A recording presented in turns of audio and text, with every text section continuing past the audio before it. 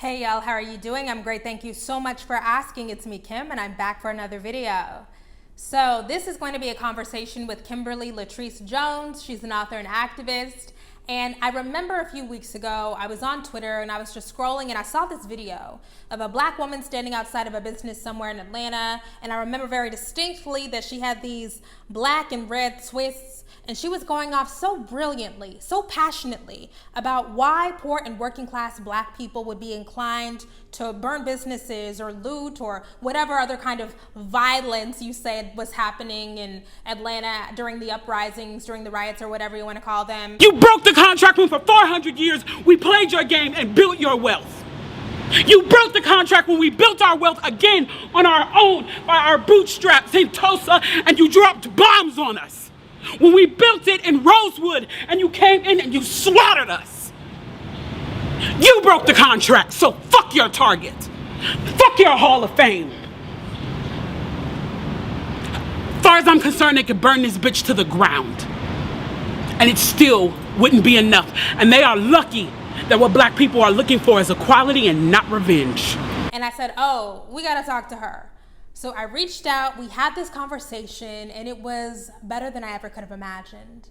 Kimberly Latrice Jones is a force of nature. It was so good. All I could do was just sit back and smile and nod, and I want to invite her back like over and over again. That's how good this was. Here's our conversation. Okay. I'm Kimberly Jones. And I live in Atlanta, but I grew up on the south side of Chicago. I'm the baby of 7 kids. I spent my mother definitely with 7 kids had to keep us busy. Her and my father both, they had to keep us busy. So I spent a lot of time in after school programs, and 2 of the after school programs that I went to was at the DuSable Museum in Chicago. And I spent a lot of time at Operation Push Rainbow Coalition during after school programs there. And so then I went on to film school. I studied film, and I've spent, you know, I was that kid that when I was like 11 years old, I would get in trouble because I would take my allowance downtown Chicago and like round up all the homeless men from under the bridge and take them to McDonald's. So that's always kind of been my MO. I've always been, concerned about my community and figuring out ways that I could work within my community. So by trade, as a job, I've worked predominantly in film and TV. And as an author, so I was Tyler Perry's production secretary.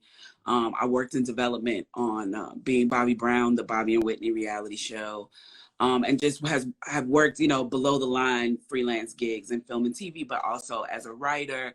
I have a novel, a young adult novel, I'm Not Dying With You Tonight, which oddly enough feels like prophecy now because I started writing that book 5 years ago, and it's about an uprising in Atlanta and 2 17-year-old girls trying to survive the night. So, but in the midst of all of that, my primary focus has been the youth. So I've worked with a lot of youth programs. I've worked with a lot of literacy programs. I served on a congressional committee for young people's literature under the Obama administration. So I've been really concerned about the economics that young people understand. And also the school to prison pipeline has been a focus of mine. And I knew that was related to literacy. So I worked a whole lot in literacy programs. That's been for the past decade. That's been my focus. And part of what I did is I managed a children's bookstore and utilized the space there to do as much as I could. And it's funny because that monopoly analogy, although I had never framed it in the way that I did in that video before, that comes from the way that I teach economics to kids. So I work with a nonprofit called the Girls Who Brunch Tour, and that's how I teach kids about money, is through Monopoly. Okay, so in essence, you're not new to this. You're true to this. Okay, so let's go into the Monopoly analogy, because as I was saying before, I don't know, internet is hating on this. I don't know what it is. Okay, so I wanted to reach out to you because I saw that viral video where you so clearly articulated the frustration that poor and working class people, particularly Black people, are feeling in this moment and why they might be motivated to tear some shit up, right? Like steal some shit, right? Can't blame them. So Right. so let's go through that Monopoly analogy. Mm-hmm.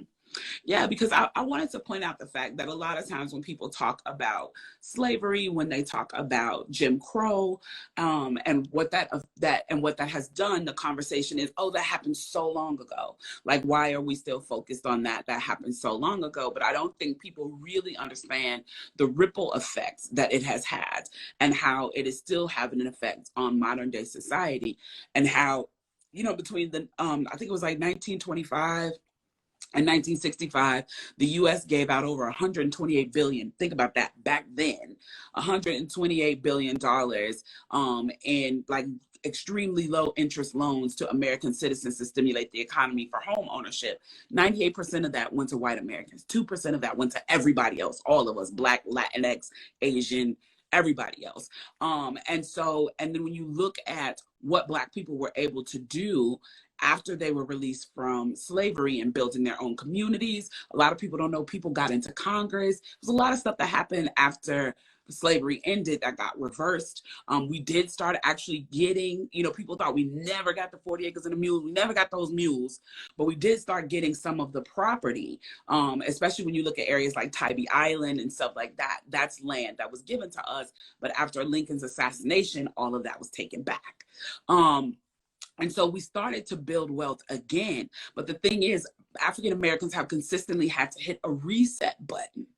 And we've had to hit a reset button with the help of the U.S. government.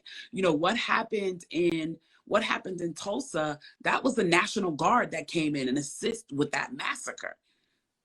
And that was probably one of the most wealthiest infrastructures we had, was the Greenwood area of Tulsa. We had over 600 stores and churches and businesses, and people owned homes, and they were slaughtered. Same thing in Rosewood. And even though I mentioned those two incidents, there are over 30 instances like that in U.S. history, and whereas Black Americans were brutalized when they became successful over minor infractions, if those infractions happened at all. When you talk about the sharecroppers in Florida who decided that they wanted to earn more pay, and they again sent in federal troops and slaughtered 856 sharecroppers. Like, I could go on and on about these genocides that took place. And so what I wanted people to recognize, narrative that has been put out, that Black people are just lazy and don't care about themselves and haven't tried, and that people come over here from other countries and get themselves together. Right. And that we want handouts.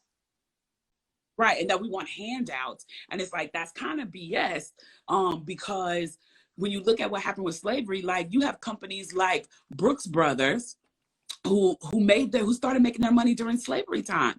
So now whoever the descendants are who's still sitting on those boards, who are still collecting checks from Brooks Brothers, they're still collecting checks and building a legacy from money that was developed during slavery time. Brooks Brothers had a niche market of dressing slaves. That's how they made their original money. And so,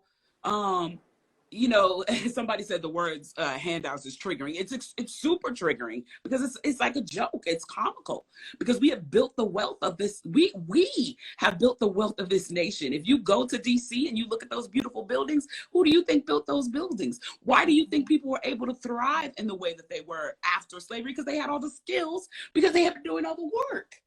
And so there has been this ripple effect. So you have generations of wealth that was built while you had all this free labor during slavery. And then you have been able to pass that down to your family, not only the actual money itself, but the financial education.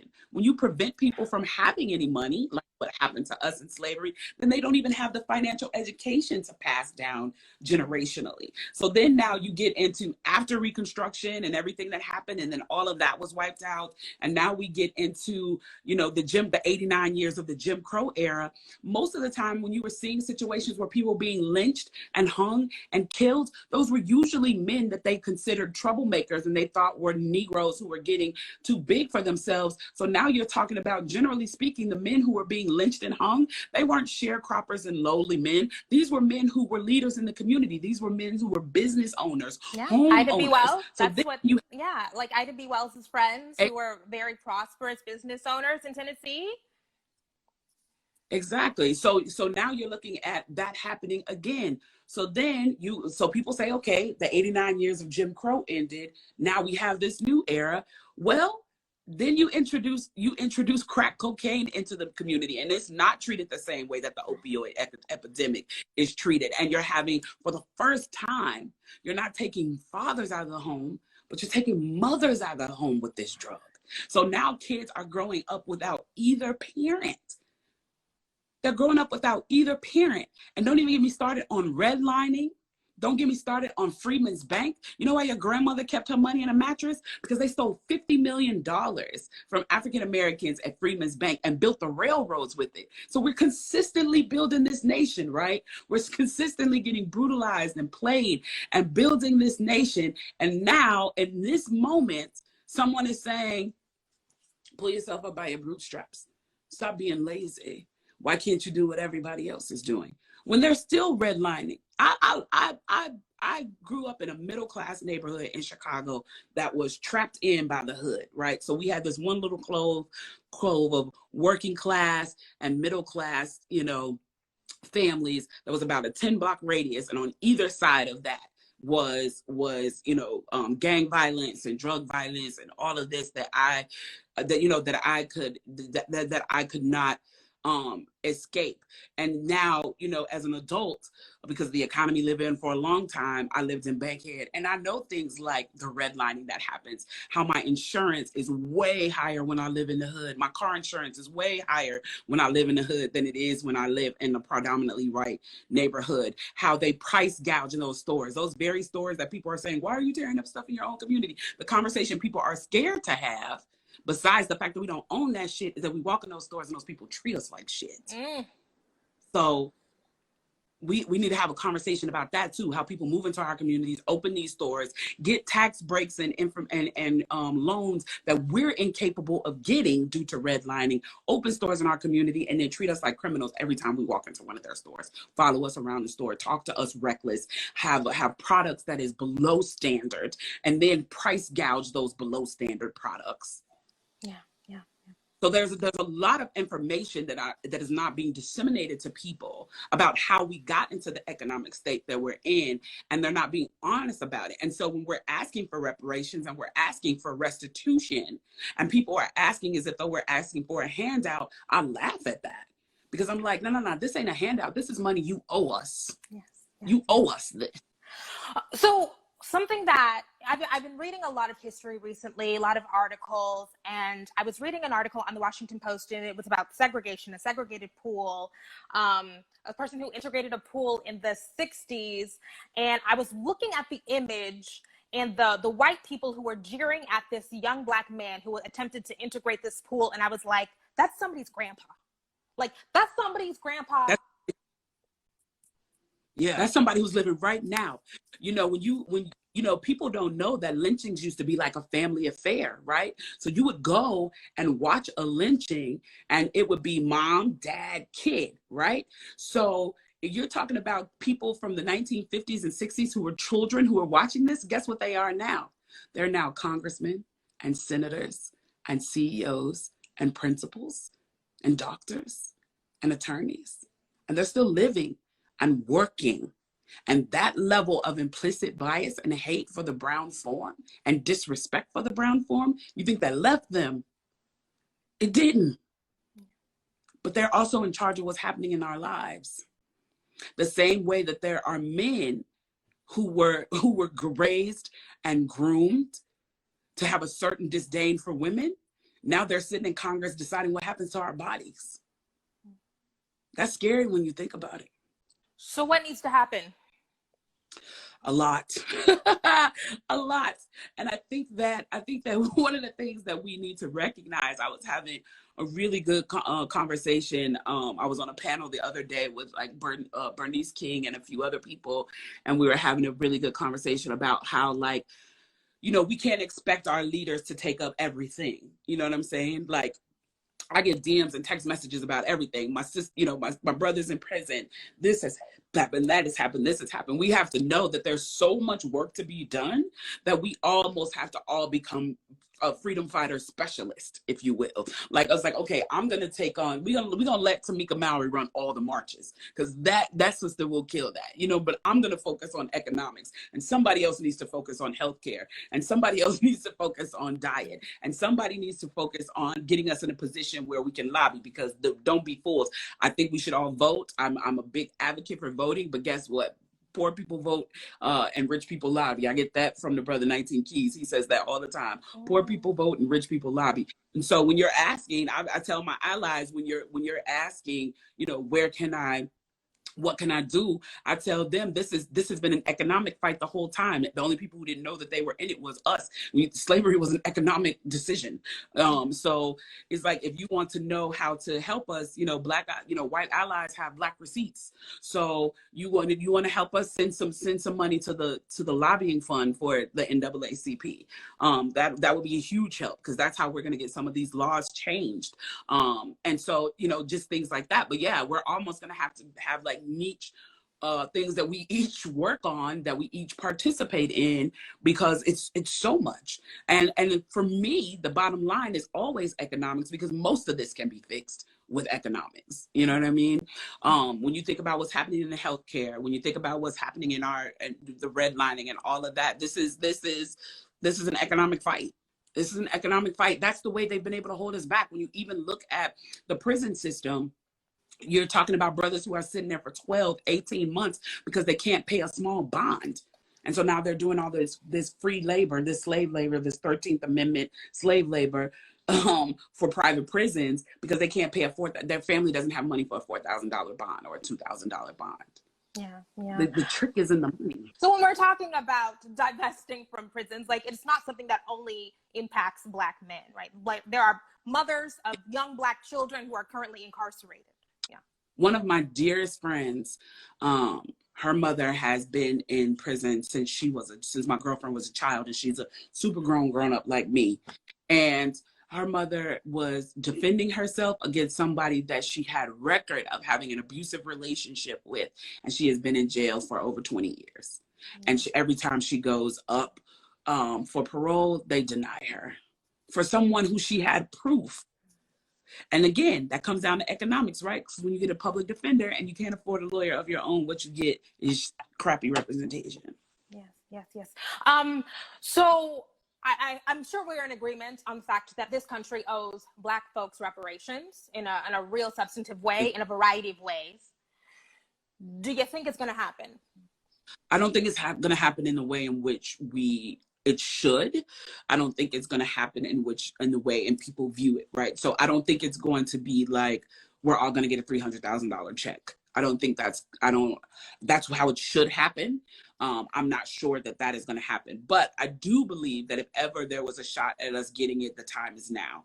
And I think that is something that, you know, people who are, you know, hardcore reps for reparations needs to be coming up with some amazing plans and some great bills, you know, at this moment. I think it can happen in the sense of, like I was saying, how the U.S. underwrote all of that money for land. I think we can get things like that. We can get underwriting for land. We can get underwriting for small businesses. We can get monies put aside to build hospitals and grocery stores, because that don't even get me started on the food deserts and the lack of access to like healthy produce, and not, you know what I'm saying, fried foods and Cheetos and stuff. Although I ain't hating on Cheetos, but you know, I think it's gonna look in that way. Like there could be this mass underwriting for home ownership and land, this mass underwriting for, you know, small, you know, starting businesses, and then also a strategic move to make sure that we have, you know, successful hospitals, grocery stores, and schools. That's gonna be the biggest thing. I mean, I just recently moved from Bankhead. I was living in Bankhead until recently, and I never even saw a street sweeper in my neighborhood. I see street sweepers every day in Buckhead. So the other thing is we're loud about what we not getting, and go down there and start bugging people. We gonna have to start acting like Karens down at the courthouse, at the city council. We're gonna Yeah, but unfortunately, you know, Black, I don't know, Keishas are criminalized in a way that like Karens can go wild, and like Karens can act up and Karens can make a scene in public. But if you are a Black person and you embody rage, then you are criminalized, then you are marginalized, then you're said that your anger is illegitimate. Yeah, that's a difficult thing for us to have to navigate. You mentioned Bankhead versus Buckhead, and something I thought was so important about your clip that went viral was talking about, you kind of touched on some of the growing class divides in the Black community. So there is an ever increasing wealth gap in this country, and that includes within Black America. And I wonder, what do you think wealthy Black people should be doing right now? I think that wealthy Black people right now should be getting back in touch with their communities and seeing how they can help, especially right now on the back of this pandemic, where the food deserts have gotten worse, and where people are already underemployed, so they didn't have any money in savings. They were in a deficit, just from working. I think that they should be looking back and reaching back. I think that they should be thinking about how they can get their collective group of friends who are also, financially stable, and seeing how they can help marginalized communities. And some of them need to go back to the communities they came from. Some of them never came from those communities, right? You do have a certain level of, upper middle class and wealthy Black people that, are generational, because again, that financial education is almost as important as the actual finances to pass down. But I think they need to get in tune with their community. And I think they need to be having real conversations with their community. But I think we need to be having better conversations as a culture in general, both in terms of, class separation and age gaps, right? We need to be having intergenerational conversations, because a lot of the stuff that I talk about is like news to people. Like, they've never heard of Tulsa, they've never heard of Freedmen's Bank, they've never, heard of these things. But those are things that I learned about, definitely not from school. I didn't learn none of that in school. But a lot of that I heard about because I'm the baby of 7 kids. My parents had me really late in life. And then I was put in all these programs. And as a child, I spent a lot of time with old people. I just did. I spent a whole lot of time with old people who gave me information or who directed me to where this information was. I had a neighbor who, before the term woke was woke, she was next level turbo woke. And I used to have to go over to her house when I was in middle school. My mother wanted me to wait at her house until she got home. And I would sit over there with Miss Deborah. Shouts out to Miss Deborah. And Miss Deborah would play, Dick Gregory tapes for me and talk to me about the Black Panthers and all of this stuff. And so we need these intergenerational conversations. Because as a people, generally speaking, that's a little bit of what happened to us, is because, and there's nothing wrong with it, our way of passing information has always been verbally. You know what I mean? We've always been we've always been a community of oratory history. And so that's how we pass information down. And so then, the white man came along to both Africa, to here, because there are actual, Black Aboriginals here too, and started writing the language, and I started writing the history. We weren't involved in the written history. And so a lot of this stuff, because like even I think I posted a couple weeks ago about Seneca Village, which used to be a predominantly Black and poor white, well, not poor white, but like immigrants, like a lot, predominantly Black people, but also a lot of immigrants from Ireland and different places like that, had a community where they lived together called Seneca Village, and they were pushed out through eminent domain, and it caused homelessness of over 300 people. And people don't know that the reason they pushed them out for that eminent domain was so they could build Central Park. Yeah, that's how you got Central Park.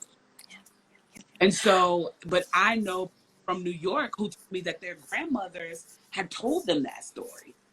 We got to start talking to the elders. Like I watch a lot of stuff in the feeds and stuff on groups like Shade Room. No shade to Shade Room, it's not them, it's in the comments.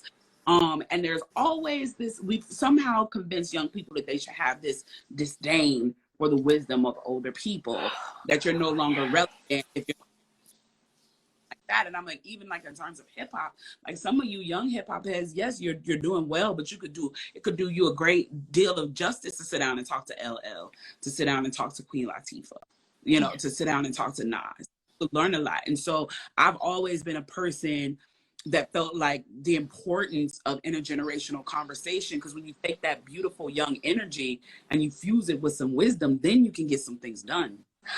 So you are from Atlanta. I hear a lot of people who are super concerned about the looting say, well, these businesses are never going to come back. There's going to be widespread divestment. These communities are going to be even worse after these uprisings because people are going to be scared and businesses aren't going to want to invest. What do you feel about that? That's bullshit. Those are scare tactics. We better stop listening to these people trying to shake us with fear. That's what they've been doing forever. Y'all still ain't got hip. Like, that's what they've been do forever. Black people consume like crazy. They're going to come back and rebuild and sell those overpriced, undervalued products to y'all yet again. So don't buy into that. That's a fear tactic. Here's the thing that I've been saying too. On what planet, in what war, have you ever known for people to get permission from their oppressor on how to buck their oppression? So y'all are worried about the gaze of the oppressor on your rebellion. That sounds crazy to me. That sounds super crazy to me. Like, dude, I'm gonna need people to say that shit out loud to themselves. You are concerned about how you look to your oppressor while you rebel against his oppression. I want people to start using their brain. Do you think the pandemic has something about why we're here in this political moment? Oh, it's all because of the pandemic. It's all because of the pandemic. Because this is the first time that people have had to sit down and deal with their discomfort on these issues. People have been able to run from it. People have been able to run from it, and they have they've had to grapple with it. They've had to deal with it.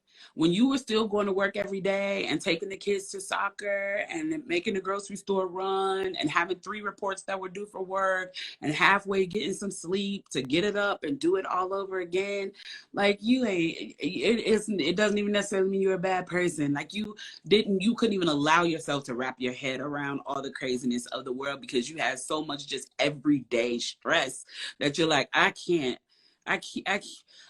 feel for y'all.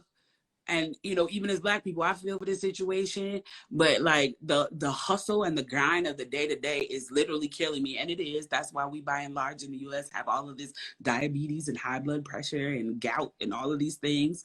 So people were living slave level lives and did not have time to create an escape plan.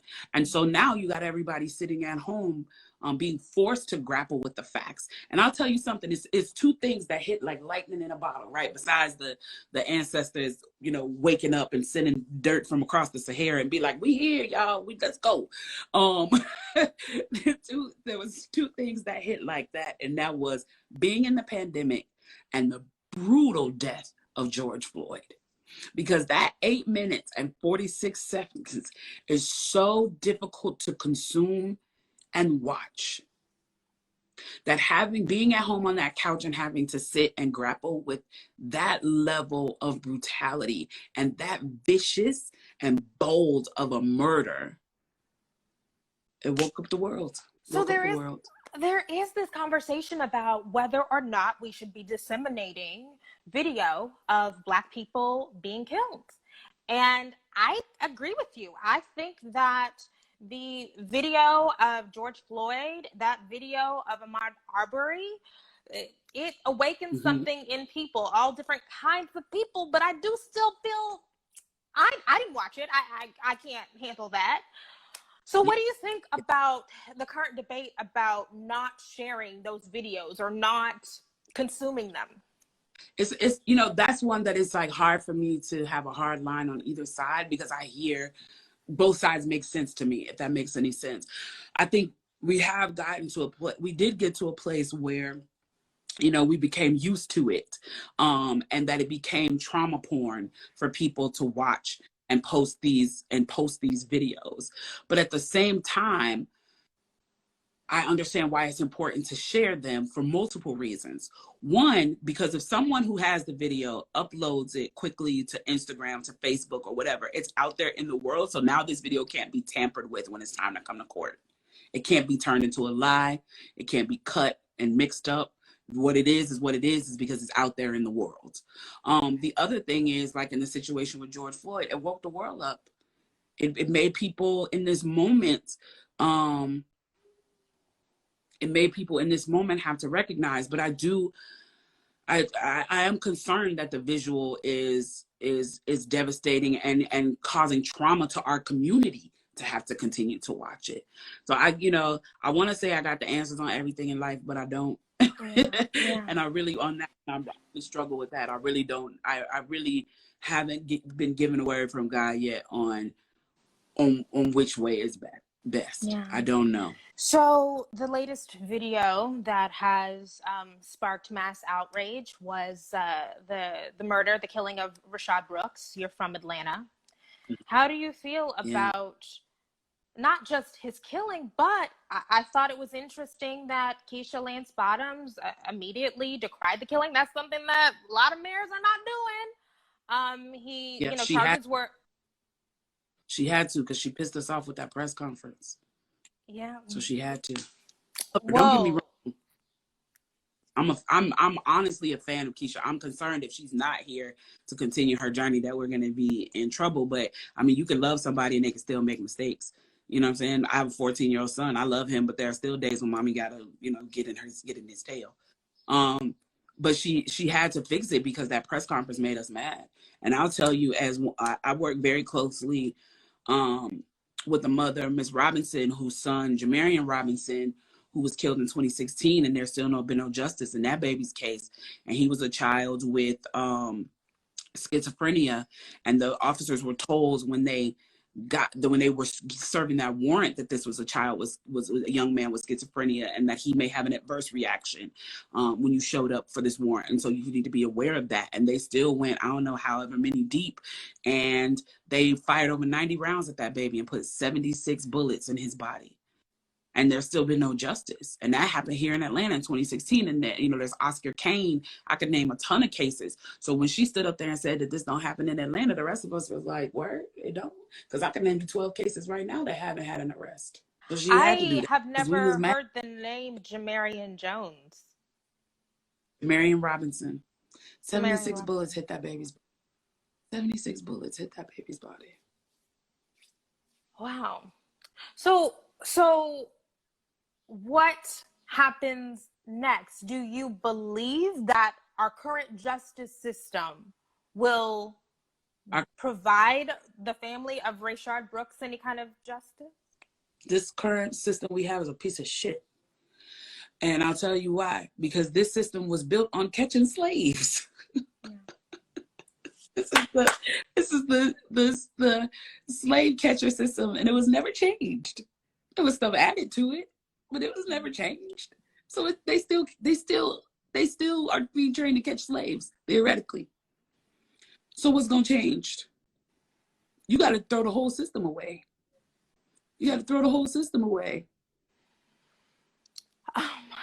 So that system is broken.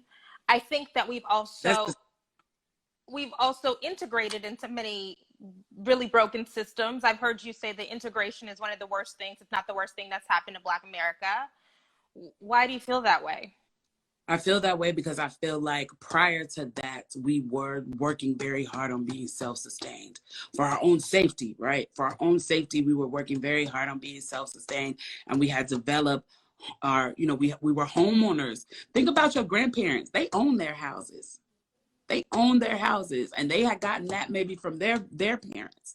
And so we owned shops. You walk around our communities to now, there are a few Black-owned businesses. Like when I was living in Bankhead, I can name two businesses in my community that were Black-owned. There was a restaurant that was a Black-owned, and there was a little boutique that was Black-owned. Nothing else in that community was owned by us. Even the houses that were for rent, none of those. I could name 3 owners in that community that were renting property to other Black people. We ain't own nothing else. So, you know, when I say that integration was difficult, it's not me talking about culturally about people being together. It's me talking about the space in which it left us, because we tried to assimilate in, and then the world was like, oh no, but you, I mean, we don't really want you here. So yeah, you ain't gonna own no shops. You ain't gonna own no property. You know what? Matter of fact, I know you tried that, but we're gonna push you back out. We're gonna start building these projects. We're gonna build these HUD areas where y'all could go to. Then we're gonna redline those areas so you don't have to pay twice as much insurance. You're not gonna get a business loan. You're not gonna get a home loan. You know, there is We a lost really great.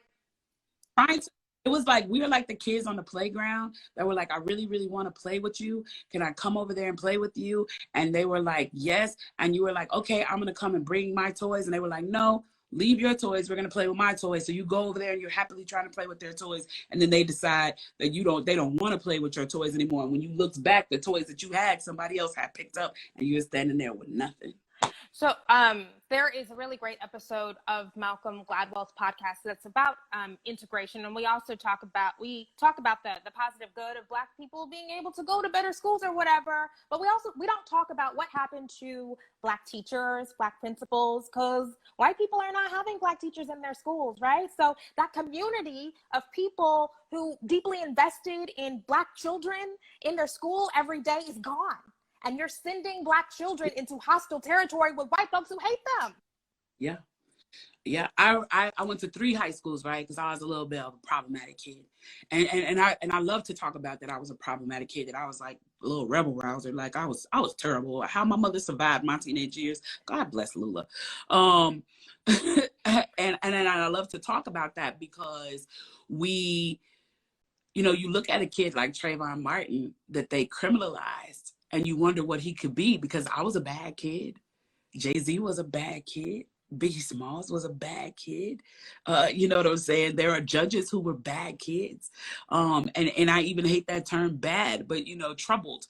But because, when you have a Dylan Roof that shoots up the school, he's a troubled kid. But Trayvon Martin was a thug.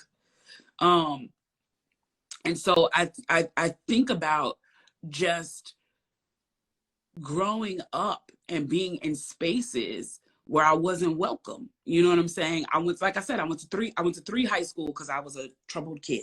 The first high school that I went to was I'll call them out because I really got beef with them, Mother McCauley in Chicago. It was a PWI. It was a predominantly white institution, almost, I think, like 90% white at the time in which I went there. And I was one of very few Black kids that were attending there. And how I got in trouble in that school is because the white girls there, even then in the 90s, were brutalizing me. They put a noose on my locker. And so I was going to school in war every day just to go to school. It was so bad that I ran away from home and was like, I won't return home until y'all find me a new school. So then my mother, there was nothing they could do because it was the middle of my freshman year. And so then they sent me to the local school. And the local school was Julian, which at the time was gang ridden. So I went from one type of brutalization to another. But even in that, it's crazy because when I went to Julian, they were having real issues with, fighting and gangs, and we had metal detectors before most people had metal detectors and all of that. And this crazy thing is, I still felt safer. I still felt safer there than I ever felt at Mother McCauley. And I definitely suffered less emotional trauma there than I ever did at Mother McCauley. I kind of kept my head down at Julian and stayed to myself. And, it was a lot of stuff happening, but it wasn't affecting me because I kept my head down and stayed to myself. They sought me out. They hunted me at McCauley to brutalize me. How I finally got out of there is this girl cut my hair. This white girl that was sitting behind me in class cut my hair. And the cloth I was cut from growing up where I grew up, I did what I knew to do, which was to beat her ass. So after that, then they had a target on my back, and that's why I left. And so I went to Julian and I spent some time there. And then after a while, we started looking for another space for me to go. And I ended up at the Chicago Academy for the Arts, which is where I found my love for art. And I found my place amongst the you know, the aisle of misfit toys of artists. So, you know, we have to, you know, this notion that people think that this level of brutalization and racism is not still being taught and passed down generationally is crazy. And it's like, I have hope for the future because I'm seeing a lot of like young kids from all cultures out there on the front line. But at the same time, we still got work to do because guess what? It's still kids going to these Trump rallies with their parents. Yeah. It's still kids, these people that you see that are white militia who got issues. They still got kids they're raising who they are the primary influence over. So. You know, something about that story, I do think, you know, another thing is our narratives about who is most vulnerable in school settings, right? We often hear about the school to prison pipeline, and that's another narrative that often centers Black boys, but Black girls are criminalized, mm-hmm. Black girls are stigmatized, Black girls are marginalized, and our feelings are delegitimized. And I think it's really important that you share those stories that like there is a deep-seated hatred of Black girls, Black girlhood as well, a lack of protection for Black girls as well. Mm-hmm. That was a safe haven for you? Yeah, that was definitely a safe haven for me. And it was culturally diverse. It was like evenly mixed. There was no more of anything than the other. I mean, it was equal, you know, Black, white, Latinx, Asian. So it really was an even mix of, you know, of kids attending that school. And again, we were all artists. So we had all been outsiders wherever we came from. You know what I mean? And so there was this connectiveness, and that wasn't that many. I think my graduating class was like 25 people. I think my junior year when I started there, the entire student body was like 175 people, freshmen through seniors, all the departments.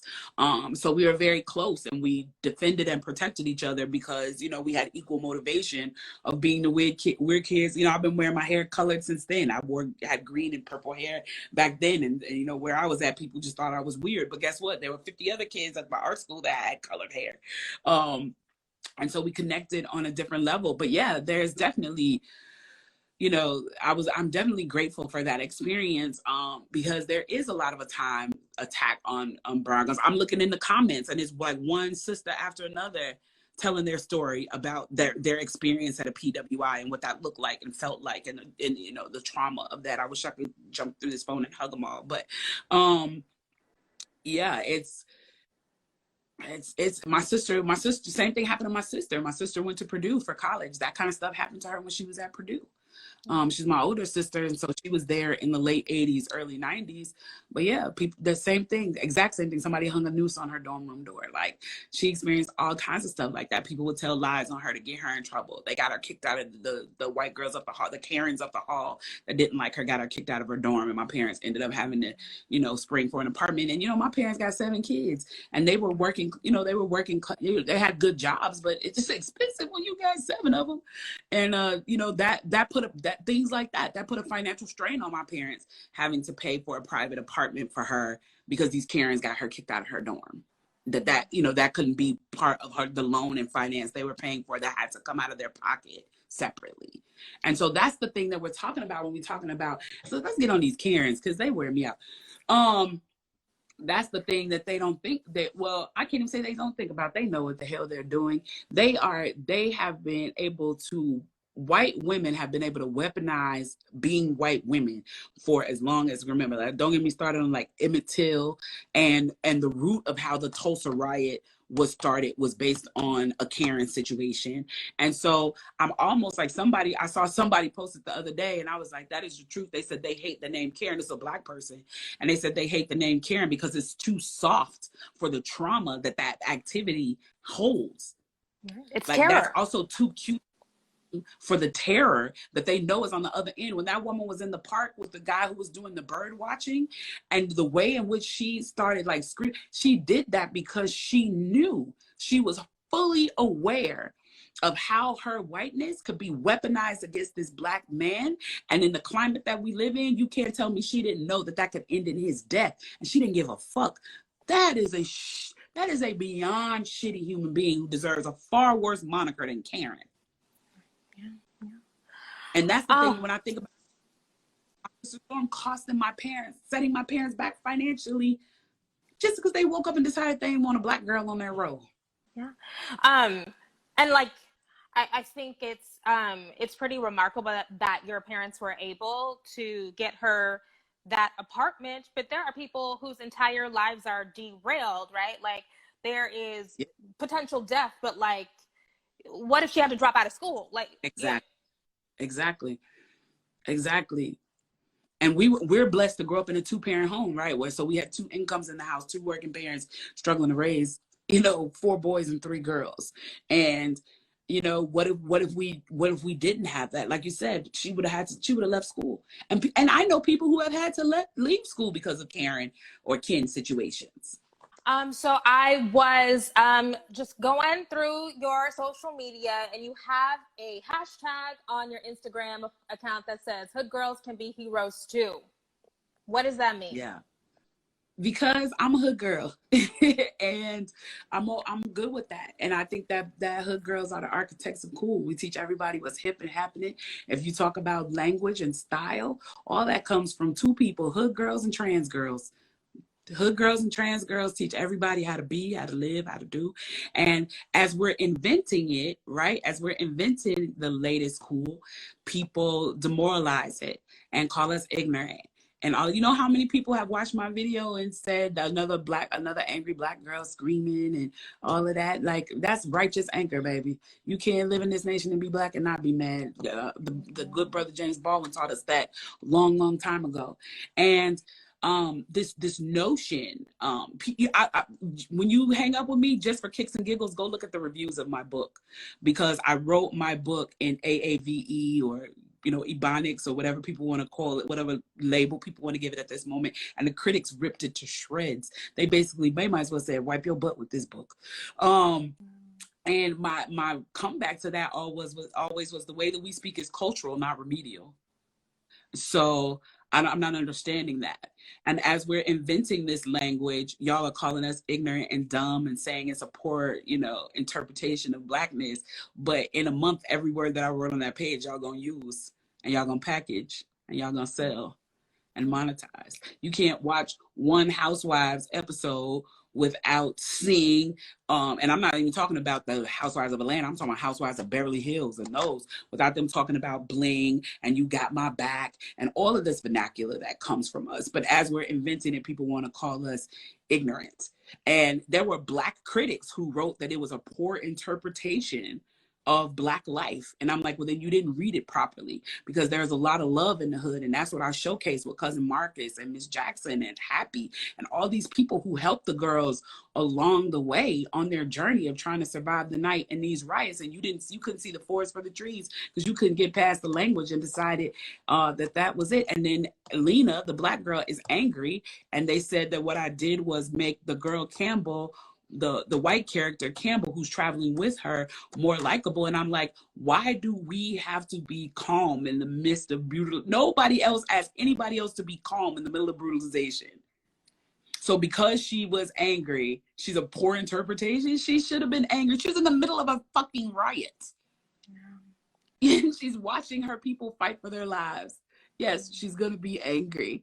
That's the proper response. That's a plausible response, a reasonable response. And so I realized, again, when I'm talking about this class difference, even within the Black community, that a lot of times what I got was, we need to expand the canon of story on our community, but we need to mute the hood girl because we don't want any more of that story. And I'm like, no, we shouldn't mute that story. What we need is a more nuanced, authentic version of that story that's written by us and not written by other people. And I'll tell you one thing, part of why I wrote her in AAVE is because I ran a program with the Decatur Education Foundation called Project Bookshelf, and kids who lived in the projects and who were on free and reduced lunch before every break, Christmas break, spring break, whatever break they were working on, they got to come into Little Shop of Stories when I was the GM of that store. And they were able to buy $30 to $40. They were able to get $30 to $40 worth of books for free before every break. And my kids will come back after every break and say, I'd say, you know, how'd you like this book? And I would be giving them amazing books by Black authors. And I would be like, how did you love that book? That book is so amazing. And they would be like, I ain't read it. So finally, I asked them to give me a book that they wanted to read. And they said they wanted to read this book, Thug Loving, which I said, no, ma'am, because it was Black erotica. And I was like, y'all, my mama's ain't y'all home with no, because they're like 13. But I found this self-published book. Called Cookie, a Fort Worth story about a young teenage Black girl who became pregnant and how she came out on the other side of that successful.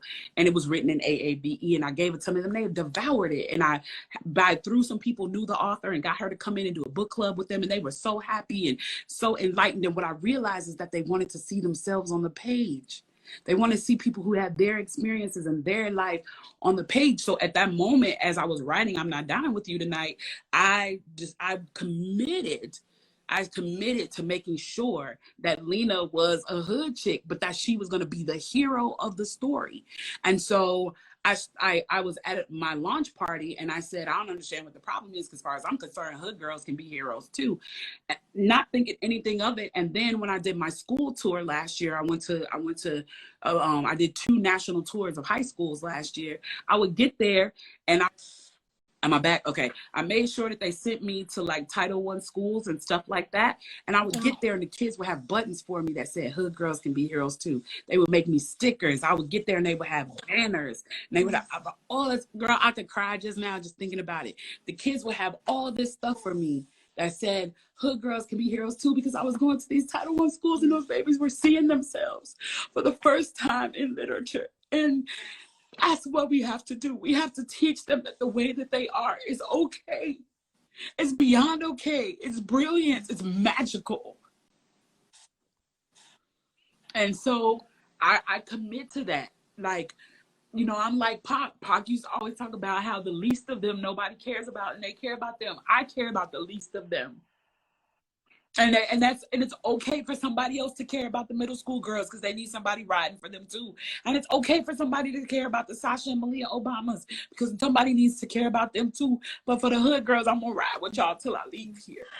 So you mentioned, you know, in line with this conversation, you mentioned, you know, that you've been having colored hair for a long time. And that immediately made me think of the fact that, like, you know, like the Kylie Jenners of the world, like they love colored wigs now, like they love like wigs and all of them, the braids and whatever.